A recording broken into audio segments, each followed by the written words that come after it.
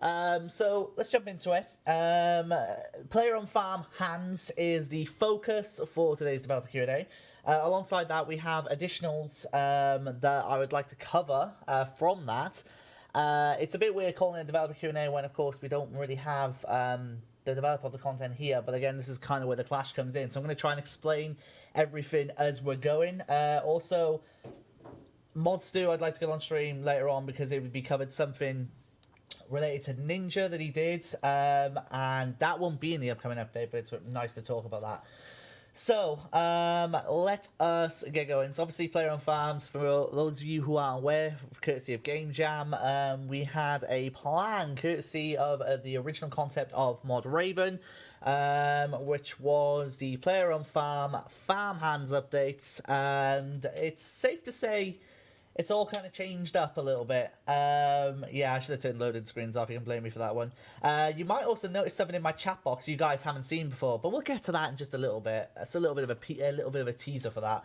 So we've used Farmhands as an opportunity to bring in some QoL player on farm updates that have been done over the months that we've kind of then brought in alongside that. So we kind of wanted a way to kind of just mesh that together and then go from there. Are you able to bump my audio a little bit? That's okay.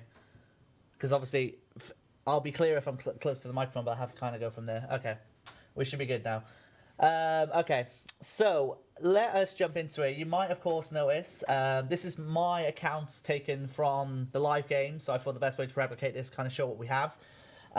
So if we first of all look at Granny Potterington, you might notice that we have something called toggle icons. Now, this gives you the ability, well, when I buy it, to show icons above a creature's head, which designates what's wrong with them if there's anything up. So if we look at the farmer's market, we can see that we have some new stuff here added. You might, of course, notice we have something called the Stormban deeds and the Stormban extension. So there are the bead values, bean values. So you can start saving them up already for the next updates.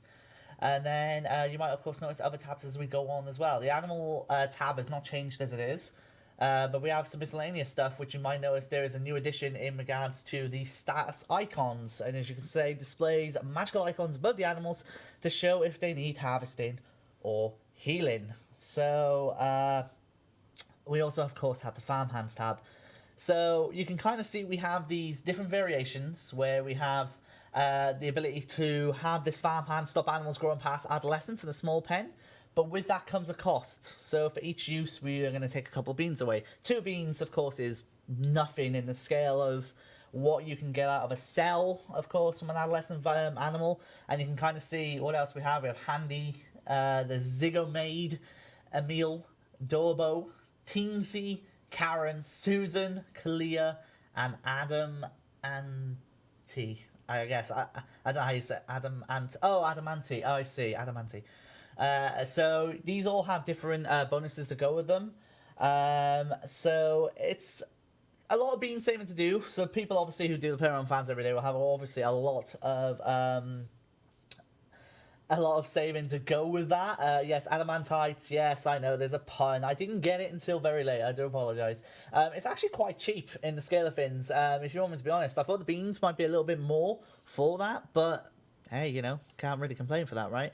So let me just double check that I'm all set up here, and then I will give myself a load of beans, and then we'll get buy-in and we'll go check this stuff out. So you can consider this kind of a dev Q&A, not really a dev Q&A, but more of a bringing back the old patch notes teaser days.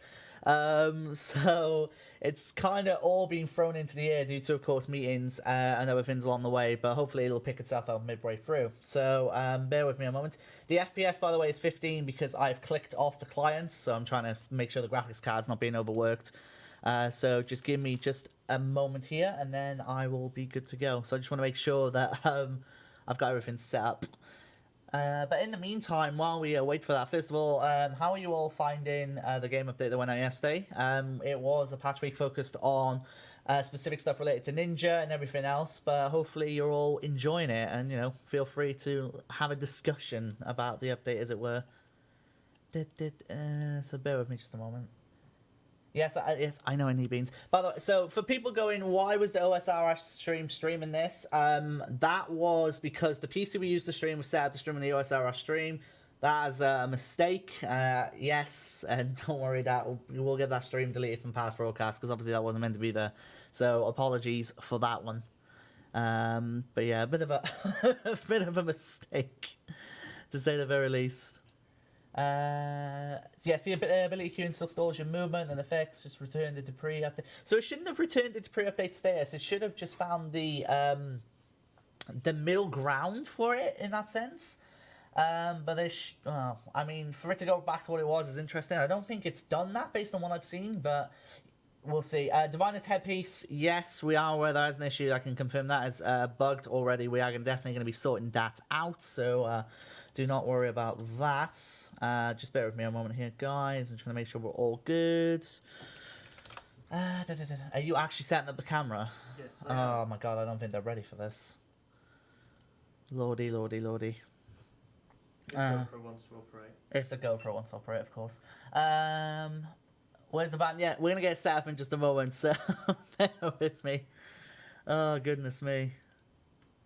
It's been, as you can imagine, quite the chaotic time in the setup. I had to message Mob Porky because I wasn't aware that certain things were kind of balked. So you have to bear with in regards to the process of things. Take this as a chill out stream. And kind of go from there. How's the baby? The baby is 5 months. She is doing absolutely wonderfully. Actually moved her into her own room 2 days ago for the first time, and she's sleeping through. And you know, it's sad because you want to have your little daughter sleeping near you. You know, keep her safe, but at the same time, it's amazing seeing how much she's grown up already.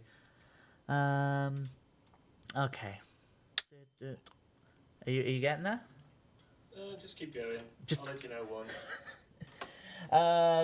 No, no, my baby does not have a RuneScape account. No, it does not. So, yeah, it does not have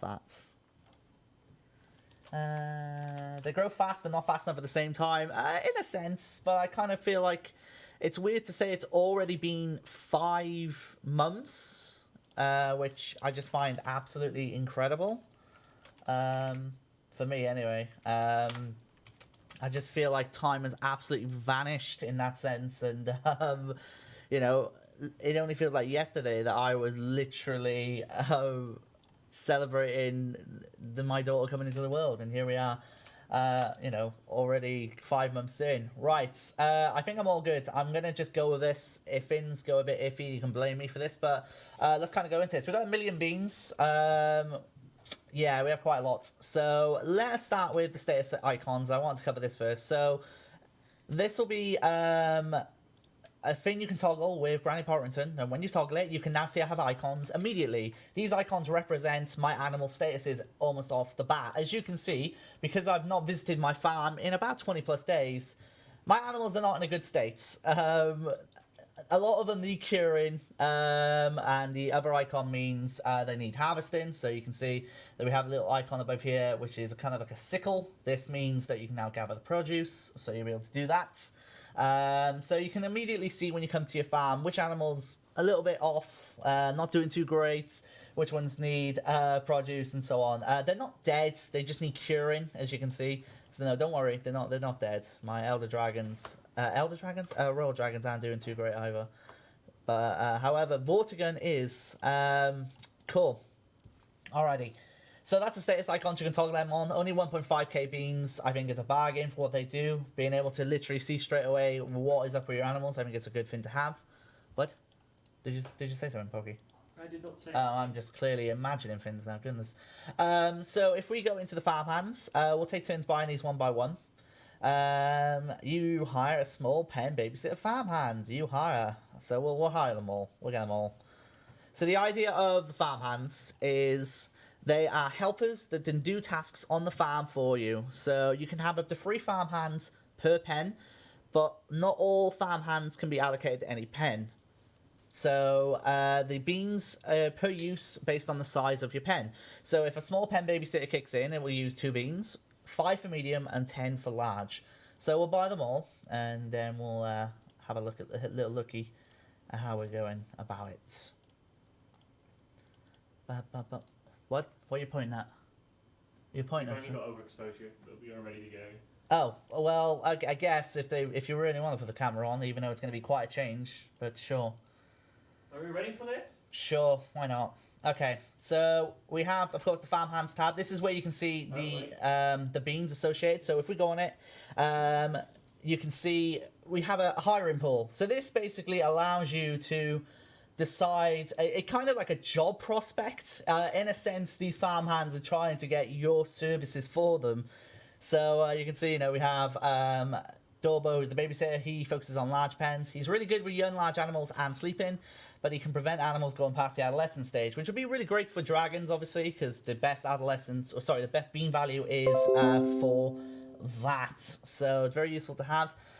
These all have kind of different descriptions, same as, of course, the farm animals that kind of come from it. So, yeah, it's... Oh, hello. There you go. Push that. You've got Windows sounds, apparently, whatever you did then. Oof, wow, you've turned the lights off, and I'm like, ooh. Then we have Karen, who has a thing for selfies. Brilliant. And then we have Susan, who just thinks babies are so cute. So it's up to you who you want to add. Here we go. Okay, so everyone's now going to talk about the hair, since that's completely thrown off everything that's gone with it. TLDR, I ended up losing a bet to my wife.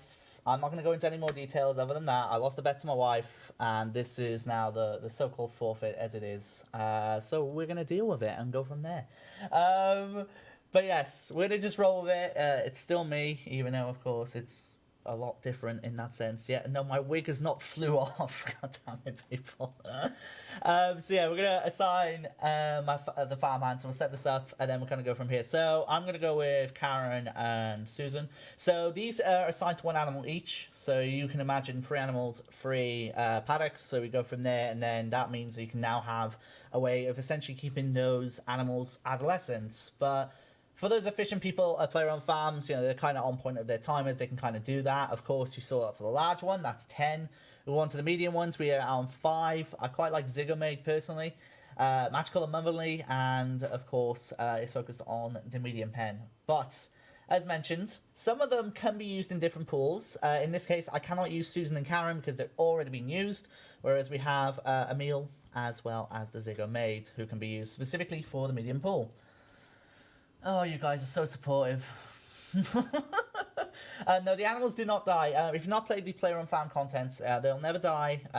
They will only ever be diseased. So they will live on in that sense, but you'll always be able to help them out if they have the disease on them. So we have Kalia here, who is essentially someone who has become a nature spirit, whose focus is just saving baby animals, which is a very... dedicated approach to what they want to do. So yeah, it's interesting if you want to go from there. And then of course one for the small ones, and then we have Finn and Handy. So you might be able to figure it out, obviously based on the amount of farmhands we already have. There's a lot of rotations you can do, and then kind of go from there, and it's really up to you how you want to do that.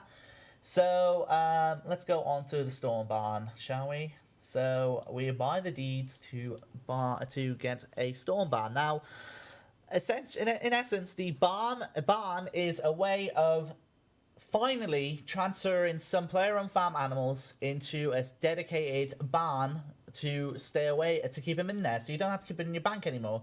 So when you buy the barn, you will have 15 slots initially when it is built. And then if you buy the upgrade, which you then saw, it then goes up to 30 spaces. So at the upgrade, you'll then have the ability to store 30 animals of your choosing in the Storm Barn. So you can see the Storm Barn is down here, it's broken. You can see you need 60 construction, 20 mahogany planks or better, and 225 rune nails. This is where we're going to check my bank and see if we have the ingredients already. I know I have the planks, like that much is obvious, so we definitely have the mahoganies. Do we have the rune nails? That's the question. Close, but no cigar. Oh, it's not. Is it? Of course, it's not called Rune Nail. This is where it's gonna get fun. Okay, we'll do it this way. Fine. You just opened a bank next to a bank. Yes, I did. I just used the bank debug proc, even though I've got the bank here. Yeah, force a habit. I do apologize. Yeah, you kind of are in essence throwing your animals into a basement, but I mean, let me put it to you this way without trying to sound brutal. Would you rather the animals use all of that precious space in your bank, or would you would you rather have the animals be in a basement, safe, where they can just stay there and essentially be out of the way? It's up to you. So we've now built it. We have our animal barn. You can see 0 out of 15. So if we have, if we take out some of the animals, we'll go from there. So we'll take out, wow, I got 2 of the same animal name. I didn't realize that. And you might, of course, notice the interface themselves have had a little bit of a tidy up, the text and the colors, but you might notice that already, but we'll see. So we'll get the XP from this dragon. We'll run him out. Remove him. So we got our animals right here, and then we can plop them in, and that'll store these. So here you can, as I already mentioned, you can now have a way of moving those animals from your bank into a barn. You now have a way to essentially keep them there, save a lot of space, bring them out whenever you want, so on and so forth. And as already mentioned, with the farmers market, you can buy the extension, which then pushes this up to 30 spaces. So with the extension upgrade, you'll then bring it up to 30. So you can upgrade that. That is what it goes to, and 30 is the cap for that. So 30 spots is pretty awesome. People originally going 15, you know, is low. 30 still might be low for some people. I think 30 is a decent enough number to have an impact on bank space, where people use, you know, people who are very efficient player on farms that have so many pets already. But I think they're 30, which is okay, and you know, I'd rather say 30 bank spaces compared to 0. So let us go into some other stuff that we decided to mention. Now, as I already mentioned earlier, if you weren't here, we've used the Player on Farm updates, sorry, Player on Farm Farmhands update to bring in some QoL stuff from time that has gone on. What I mean by that is we've kind of brought in some quality of life updates alongside this, so kind of a thematic week to do with the Player on Farm itself. So, as an example, we've added a Don't Ask Me Again option when you have a warning for removing unharvested animals. So, as an example, let us go to this Sigma here. We go to remove, we'll get this message, but you can now have an option to just go, no, don't ask me again. It's little fins, so there's a little toggle there that'll do nicely. We now have a way, let's see if I can get this set up properly, shall we? Okay. So with this update as well, I don't know if I'm going to be able to show you this properly, unfortunately. Oh, no, I can. So this is someone called Baby Shakes. So Baby Shakes is a new addition to the Player on Farm. Before I kind of jump into it, let's show his examine. The Fable of a Farm, where animals sometimes go. What do you guys think that Baby Shakes does, out of curiosity? Before I kind of show you what he does. Let me know.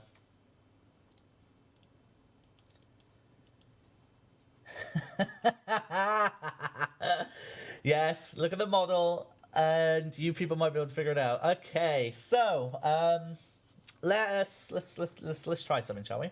So we have our animals. Let us plot them out, and we'll take out all of the animals. Baby Shakes, yes, you might be able to figure it out. Has a little bit of an impact in what he can do. Now, if you get tired of being in scenarios where I have these animals which just aren't really doing much for me, or, you know, I'm not really getting the value for them, they're taking up a lot of space, everyone's now going to start calling me murderer. See, this is what happens. I get my hair cut, and then I come up with, and then I run into an update where I literally get to do something like this with Player on Farm. So, you know, it's just the way it is.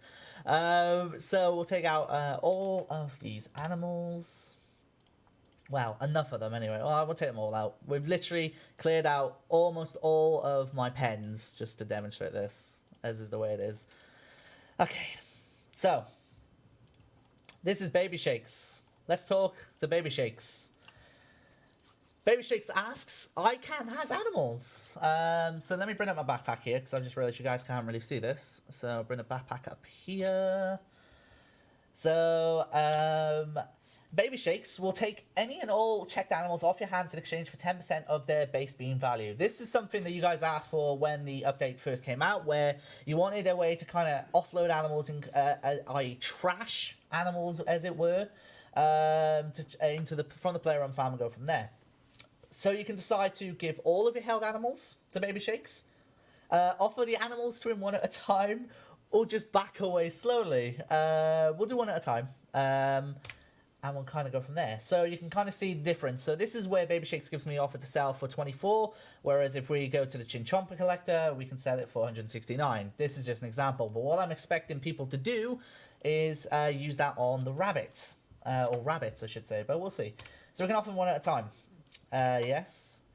And then, as you can see, any time you sell them, he comments about how much he likes that animal. Yes, he likes Dulcie, he likes Drakon, he likes Vortigern. You know, yes, the name changes when it takes the animal. It's quite brutal in that sense. But I think it's a cool way of, instead of just adding an NPC where you sell the what you consider trash animals from player on farm there, you can now have a little bit of comedic value with it and sell this animal. Well, I say sell. What's the examine? I'm going to use that. Sell it to the other farm, so to speak. And then go from there. So you can kind of do it in one whoosh, as you already mentioned, or you can just go one by one. I believe that message displays to everyone. So what could happen on day one is, when everyone is starting to do that, you might start seeing, and you might notice, of course, that the NPC is now called the name of my my pet. I'm not sure if that's for everyone or just the player, but yes, the Baby Shakes then becomes the name of your pet. So your pet lives on in spirit, in a sense, but yes, it's kind of there. Yes, it is 10% of the base value. So, just to give an example, we have the Demon Cap Zygomite. Let me just double check. Yes, the Demon Cap Zygomite. And then if we go on the Zygomite Trader, that actually says 595. So if it was 10%, that would be, well, 850, right? Okay.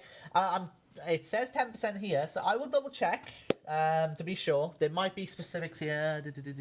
It's their base bean value, so that doesn't include other things. We'll get it double checked to be absolutely sure. But yeah. Oh yeah, I clapped. Sorry, I shouldn't clap because of the microphone. It's 10% of the base adolescent value. Sorry, apologies. When I double checked that, that was of course an animal who's in the elder states where their bean value is a lot less. It is 10% of the base value of the adolescents. This has nothing to do with me. Me losing my hair has nothing to do with the fact that here I am giving animals to Baby Shakes, who now, I guess, takes their form, well, their name, in that sense. Then we go from there. So, we'll try and sell them all in one batch, and then we'll kind of go from there. So, let's give them all. I can has all of your animals. Are you sure? Are you sure you want to trade in all currently held values? 10% of their bean base value. Considering all boosts, it'll give you a value, and I'll get 1,195 beans. So, that's what it'll do. And then it just populates the chat box with all of that. So it does it in one swoop. And the last one that it was taken was Tiamat. I want to see what happens if I say back away slowly. Oh, I was hoping it'd give some dialogue. Yeah, it's pretty awesome, to say the very least. A cool little update there that we kind of brought in alongside the player on Farmhands update. So additionally, of course, you've seen the head icons on the creature health, although we can't really see that. Stu, you can open it, by all means. Just open it loud, I don't care. It's already the streamer's already in essence kind of like crazy botch. So yeah, come join me. Oh, sorry to hear that. No, it's fine. It's all about the fun. I was just showing off player on Farmhands and Baby Shakes. How you can give your animal to Baby Shakes. Ah, cool. Are you aware of this, Stu? Not Have you all the seen full this? details. Okay, I'll show you. Last time I saw it was I want to see your reaction. farm hands with little hands. So we have our animal here called Lenny the rabbit. So you can speak to, at the time, Baby Shakes. He basically takes a value of the animal for 10%. When you offer the animal, he basically comments about how much he likes him, and then he becomes Lenny in that sense. Cool. So a way of kind of going into the sky, so to speak, as it's gone from.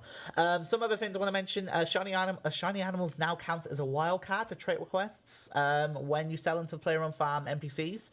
So, as an example, if it has a matching breed, it can give 10% more beans. If it has a matching trait, it can give 10% more beans. Or matching both will give you a 5% on top of that, so it can be up to 25%. So that's a really little cool update. Additionally, alongside that, the Elder Elite Farmer hats can now be used to teleport or receive items if you own the Master Farmer hats, which is a little thing we missed.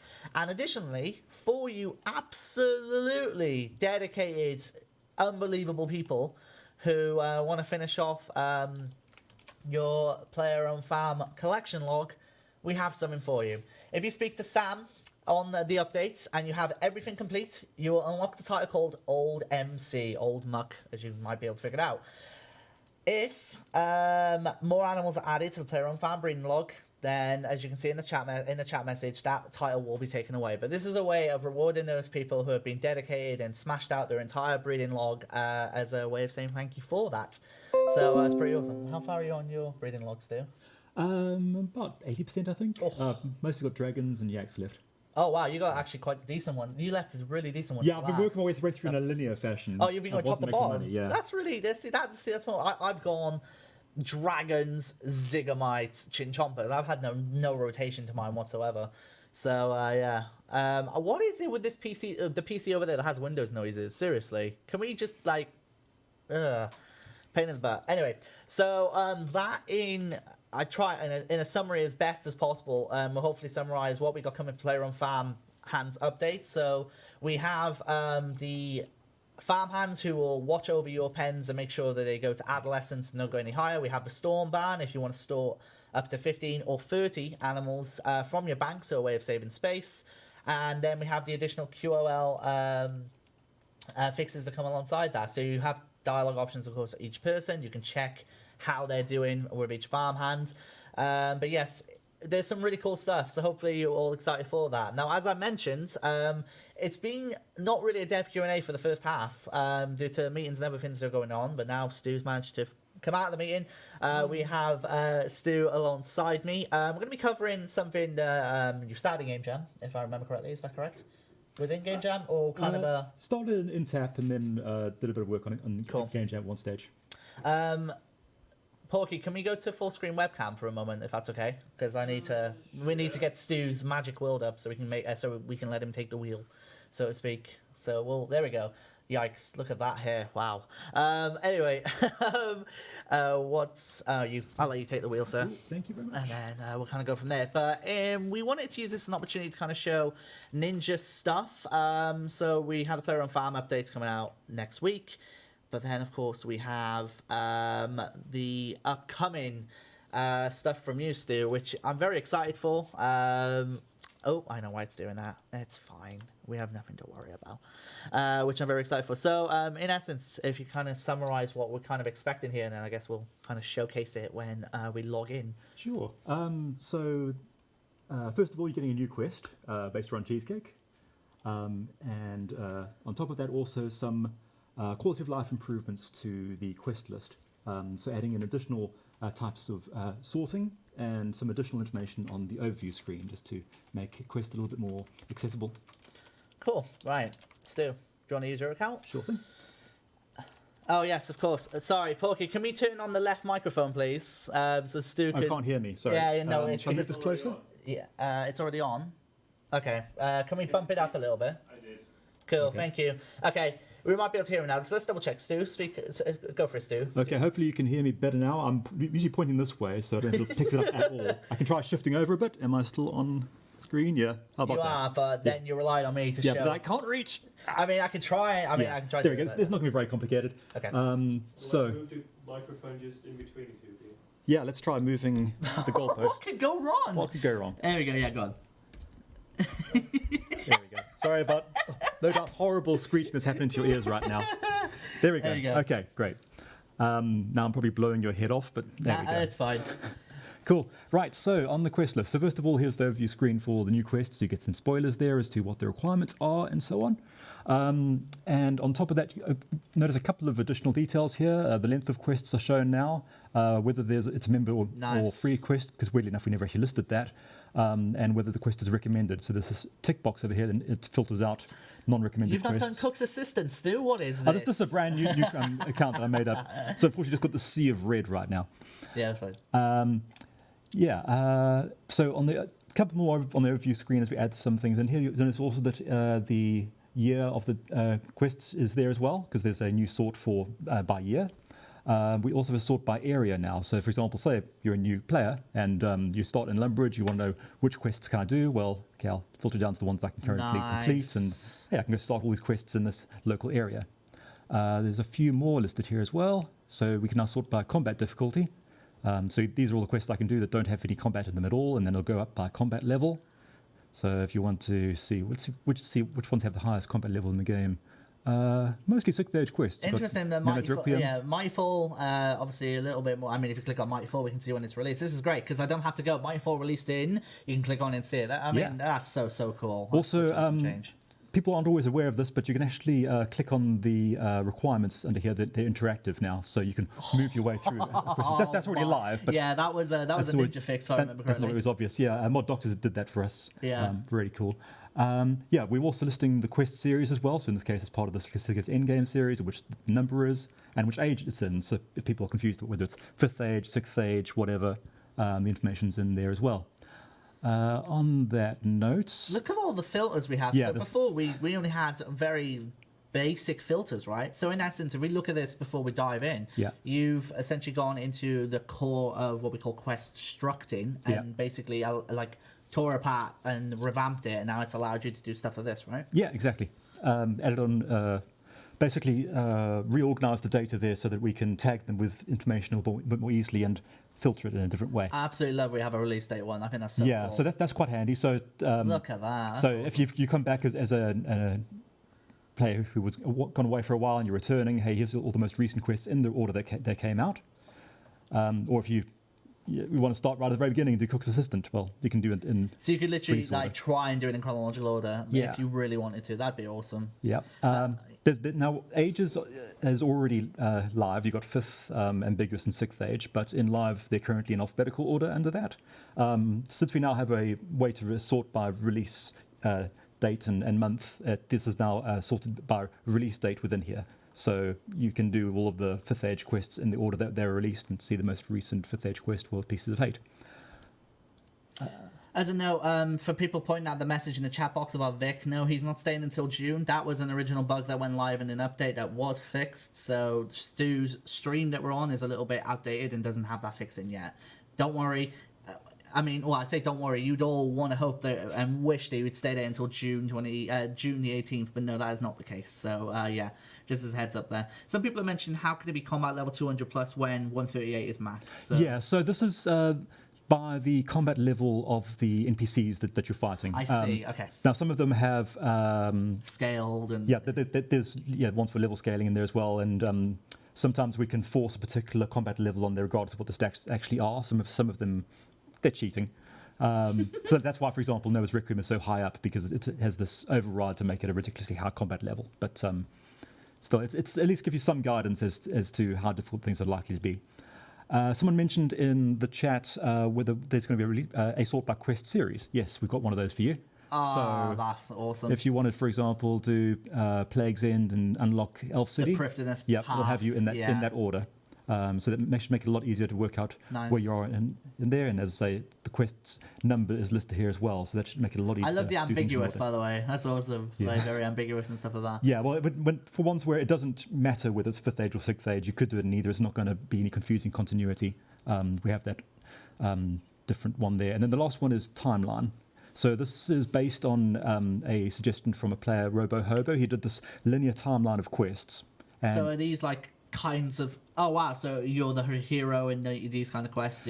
Wait, so is that what it means? Yeah, so essentially it's sort of a difficulty order. The adventurer's got a way through the quest series, right? Yeah. How he becomes an adventurer, how he becomes a hero, legend, and so on. Yeah, I mean, awesome. Quests are other than the requirements and the quests that require other quests, the general idea is that you can do quests in any order and you have the freedom to choose. But for people who are concerned about doing things in a chronological order, where they're worried that things aren't going to make sense, they might do a 6th age before 5th age one.